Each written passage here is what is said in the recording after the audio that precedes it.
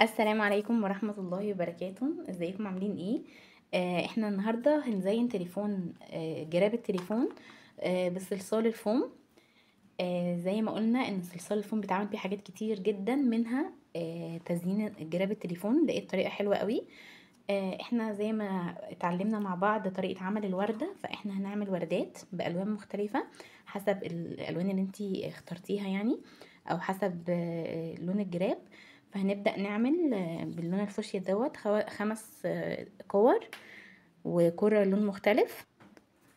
وبعد ما عملت ال5 كور باللون الفوشيا، هلزقهم في بعض بالشكل ده زي ما احنا اتعلمنا في فيديو الوردة.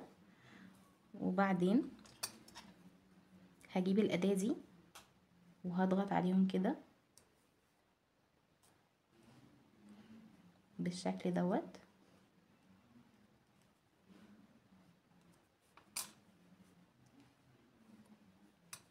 كتغيير يعني في الأصفر.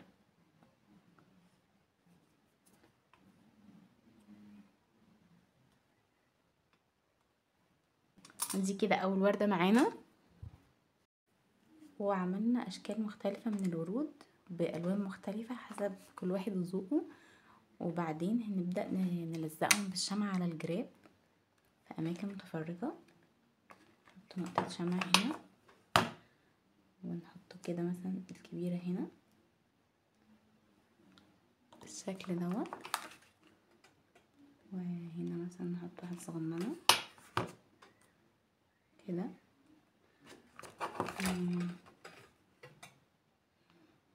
وهنا مثلا صغيرة كده. هي دي كانت لسه ما نشفتش معايا، بس انا استعجلت عليها، بس عادي ممكن نظبطها كده برضو، نظبط شكلها.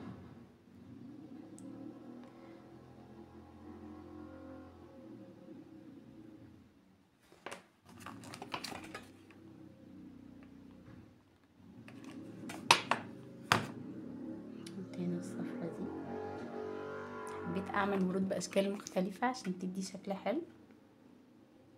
وانا كان عندي هنا زي نانوس كده من ميدالية، كنت حابة الزقه، فهلزقه هنا بالشكل ده. ممكن الزق الوردة الكبيرة ديت عشان انا حابة لونها قوي هنا مثلا كده. وده الشكل النهائي للجراب، شكله اتغير خالص لانه كان ساده خالص، بقى شكله جميل قوي. وبس كده.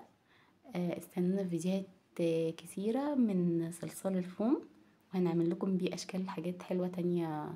فاستنونا في الفيديوهات الجديده. مع السلامه.